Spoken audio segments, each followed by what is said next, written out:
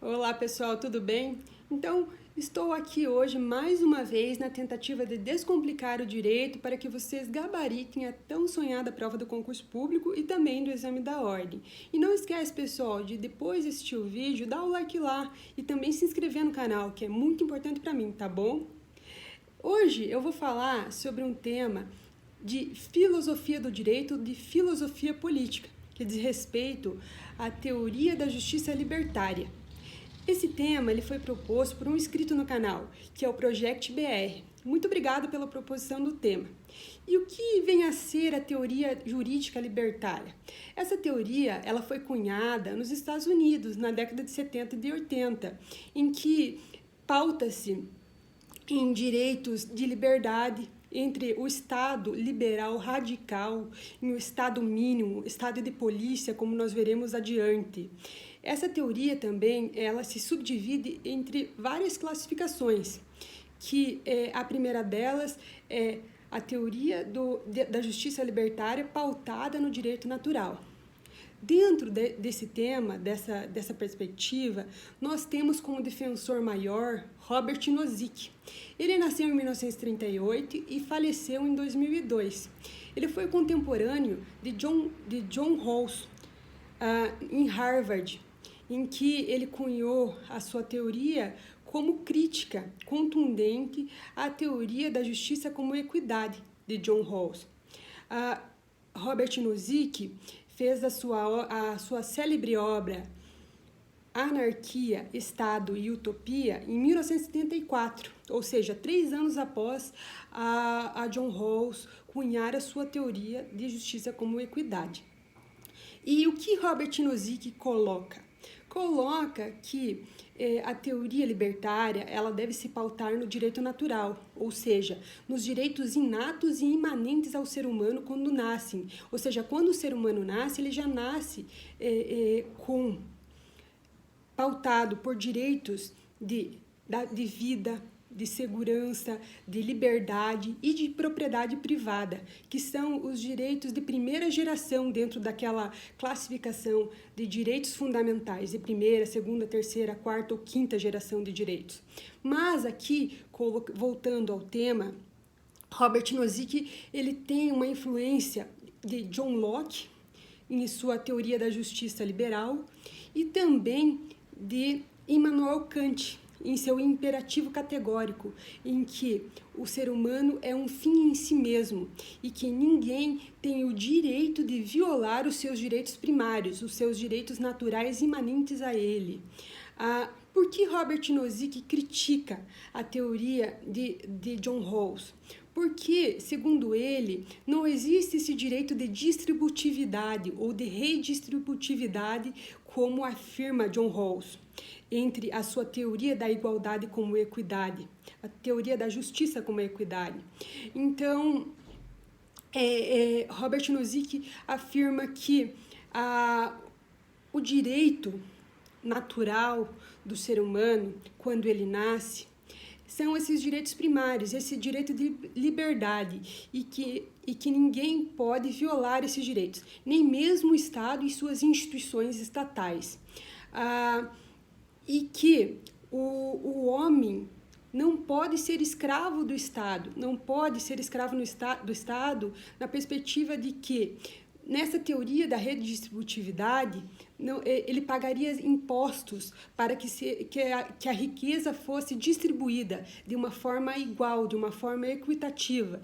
E ele se nega a acreditar nessa teoria, porque, segundo ele, o ser humano, o indivíduo, ele detém esse direito de liberdade do seu corpo e também da produção que se faz com as suas capacidades mentais, as suas capacidades práticas. Então, os bens trabalhados pelo ser humano, dentro dessa perspectiva, são de propriedade de quem os produzem e que não pode ser distribuído de forma equitativa, como prega John Rawls. Então, por isso, é a maior crítica que se faz de Robert Nozick em relação a John Rawls. Também critica a teoria utilitarista, em que diz que todos são meios para se chegar ao fim maior, que é a felicidade. a felicidade da comunidade. Isso é o que prega a teoria utilitarista. E também Robert Nozick critica a teoria utilitarista dizendo que o homem não pode ser tratado como meio, e sim como fim, um fim em si mesmo, como prega o imperativo categórico de Immanuel Kant, o filósofo. Assim, ele coloca que os direitos primários de liberdade, de vida, de segurança, são esses direitos inatos do cidadão que não podem ser violados, pregando que a existência de um Estado mínimo, ou seja, um Estado não intervencionista, um Estado que não se coloque, que não intervenha na vida e nos direitos dos cidadãos. E que seria, então, um Estado polícia, um Estado liberal radical, em que só detém esses direitos primários de primeira geração, como direitos fundamentais imanentes a ele, advindo do direito natural. Também colocando que o direito de propriedade é aquele em que o cidadão, com a sua capacidade e as suas competências, produz, e que ele é dono das suas produções, e que aí se liga o direito de propriedade privada como absoluta, dentro dessa perspectiva de direito liberal. E que a única forma de que o Estado intervenha dentro da perspectiva dos direitos naturais dos cidadãos é para proibir a violência, a força, a fraude e também o cumprimento dos contratos, dentro daquela perspectiva do pacta sunt servanda, ou seja, o contrato faz lei entre as partes e deve ser cumprido. Essa é a perspectiva liberal radical de Robert Nozick, em que coloca, funda-se nesse imperativo categórico de Immanuel Kant, dentro também da perspectiva da teoria da justiça liberal de John Locke, e que vai, então, ser um dos seus maiores defensores. Já dentro da perspectiva consequencialista, diz que o direito libertário, a justiça libertária, ou o Estado libertário, ele deve ser pautada por consequências. Consequências como? De produção para o bem da comunidade. Ou seja, dentro de uma perspectiva utilitarista, como nós vimos anteriormente. Porém, se difere do utilitarismo, em que o único bem que o consequencialismo quer é que a produção dos cidadãos do Estado libertário, com as suas liberdades inerentes a eles, tenha um bem comum para a comunidade. Mas, fazendo essa distinção, então, entre o utilitarismo e o consequencialismo. Os seus fundamentos do consequencialismo são David Hume, Stuart Mill e Adam Smith. O consequencialismo, por sua vez, ele se subdivide entre consequencialismo propriamente dito, que existe a teoria da tragédia dos comuns, em que coloca-se como se daria a exploração de uma propriedade dentro de uma propriedade comum, entre dois ou três proprietários, de uma só vez.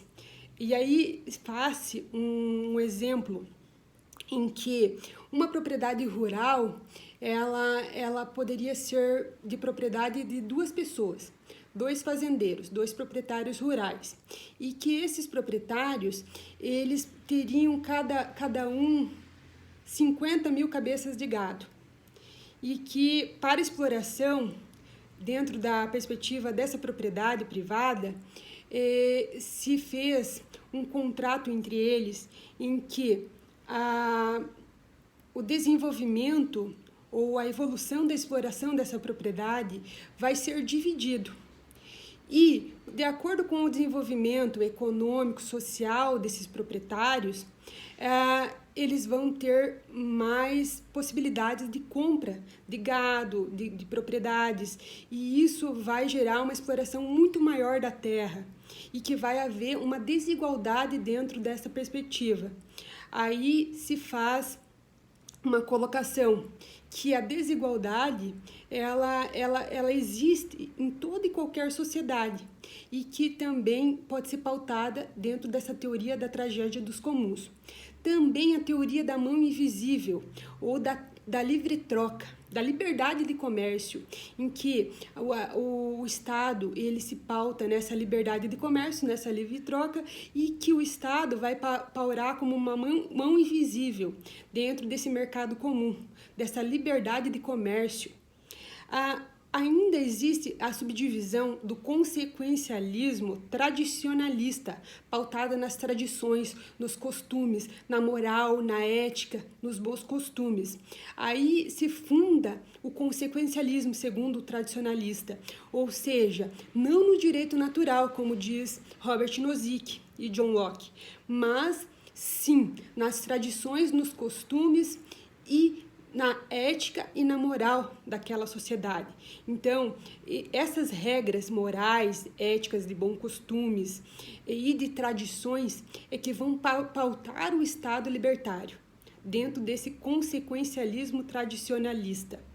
Já a teoria da justiça ou do Estado libertário anarquista coloca que os cidadãos eles, quando nascem, detêm esses direitos naturais, como denota Robert Nozick, como afirma Robert Nozick, porém, não colocando a insurgência de um Estado mínimo, mas de um não-Estado, ou seja, não é necessária a presença estatal, não é necessário.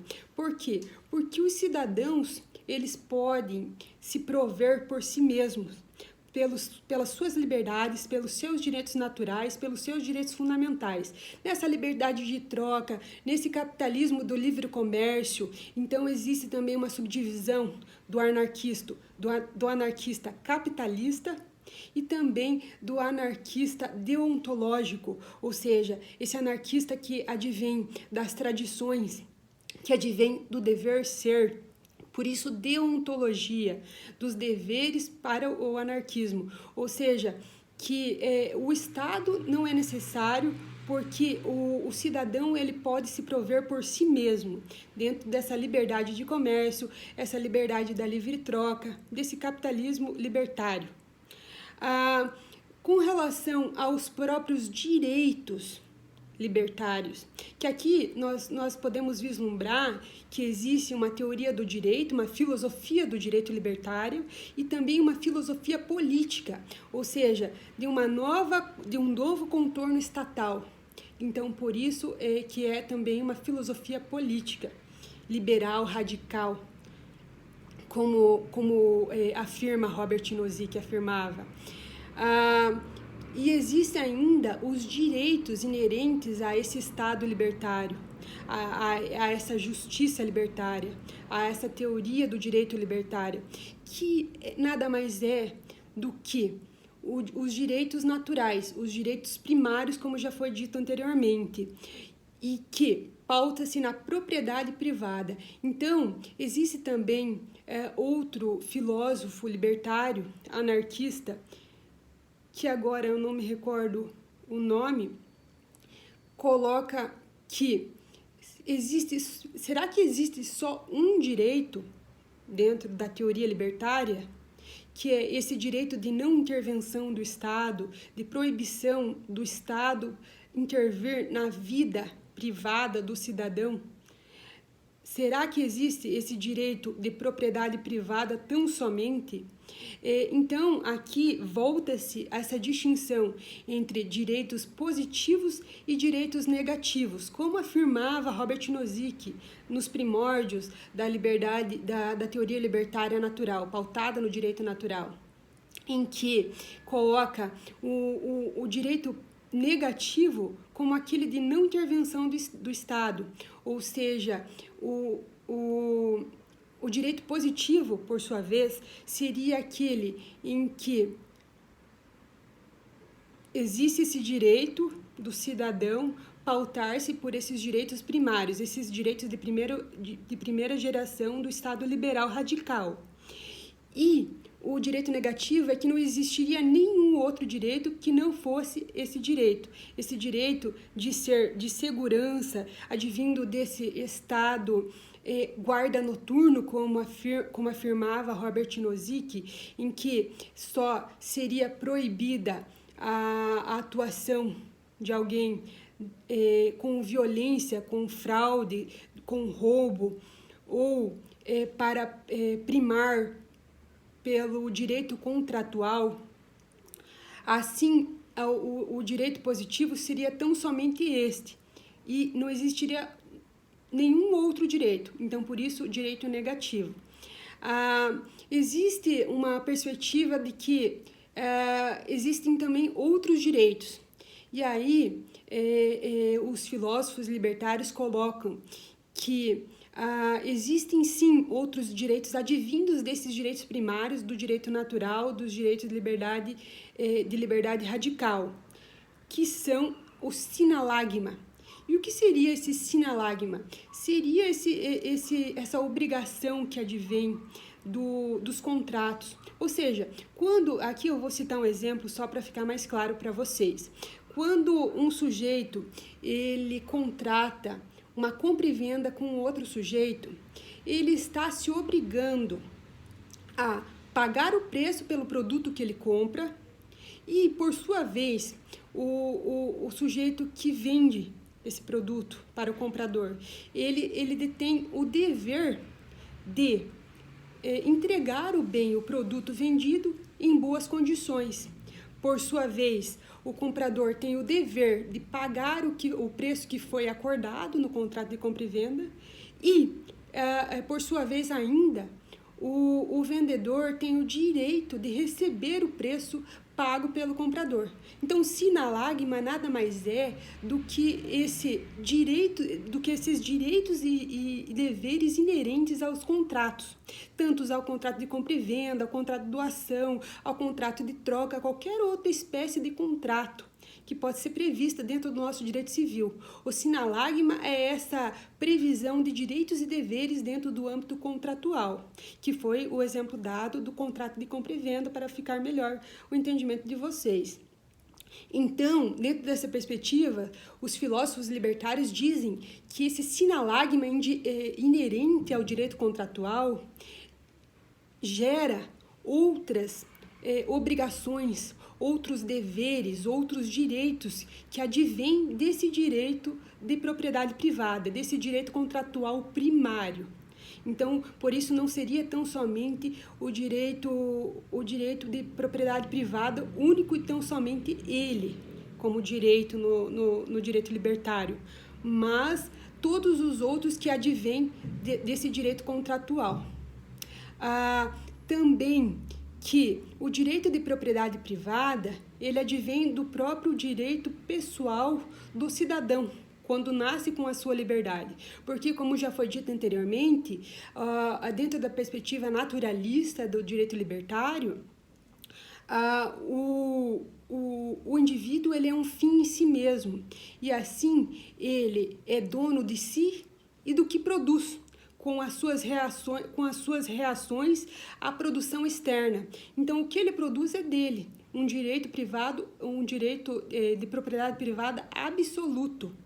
Então, por isso, essa visão radicalista do direito libertário, ou seja, todos os direitos inerentes aos sujeitos são absolutos. E por isso que muitas vezes existem críticas a essa teoria libertária do direito. Qual é a importância de se conhecer e de se estudar essa teoria libertária do direito ou da justiça? É conhecer todas as outras concepções de direito, como a do direito norte-americano, como a do direito inglês e tantas outras facetas. Será que vai ser aplicada essa teoria do direito libertário ou da justiça libertária no nosso Brasil? Aí só o futuro dirá. Porém, é de suma importância o seu conhecimento. Há ainda uma perspectiva econômica da teoria libertária, que se diz o paternalismo libertário, que também foi fundada no Brasil por Eros Roberto Grau, em que ele coloca que o intervencionismo do Estado, dentro da perspectiva da nossa Constituição de 88, no artigo 170 e seguintes da Constituição, em que coloca previsões de intervenção do Estado na economia, no comércio, é uma perspectiva paternalista e pode ser libertária. Ou seja, por que paternalista e por que pode ser libertária ao mesmo tempo? Será que não seria uma concepção contraditória? E aqui eu explico que não, segundo essa visão paternalista libertária. Paternalista porque seria uma intervenção do Estado, sim, mas uma intervenção mínima, somente dirigindo a atuação do indivíduo no comércio, na economia do país, mas não colocando como uma obrigação tão somente, mas uma direção, dirigindo, colocando como seria melhor a atuação do indivíduo dentro do Estado, na economia do país. Por isso que existe essa concepção paternalista libertária. Existe uma intervenção do Estado, porém ela é mínima. Ela é tão pequena em relação à intervenção estatal propriamente dita, dentro de um Estado assistencialista que nega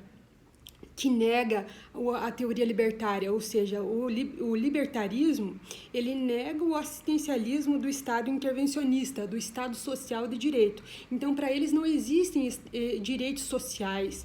Os direitos sociais, eles não são adquiridos pelo Estado, do Estado para com o indivíduo, que o indivíduo tão somente detém os direitos primários de liberdade, de propriedade privada, de vida e segurança pública.